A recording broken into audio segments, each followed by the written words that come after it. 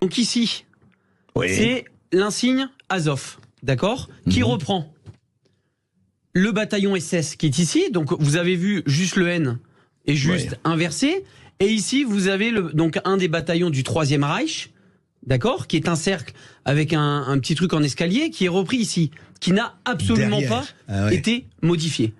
Donc vous voyez, je le mets, voilà, que les gens se rendent bien compte quand même de ce qu'il y a quand même une continuité. Mais bien sûr. Alors effectivement, au niveau du SS, bon, le N a été inversé, mais ici la 3e Reich, il y a rien qui a été modifié. Donc l'emblème d'Azov, c'est bien des emblèmes néo-nazis. Pour moi, ce qui me choque énormément, c'est que l'Europe donne quand même de l'armement à des militaires, pour moi, néo-nazis, avec un sigle néo-nazi. On n'en parle pas, il suffit de regarder, c'est un ancien sigle SS qui est brandi partout en Ukraine. Et ça pose, on le voit partout. Partout, et ça ne pose aucun problème.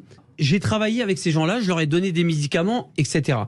Vous savez quelles étaient leurs conversations devant moi?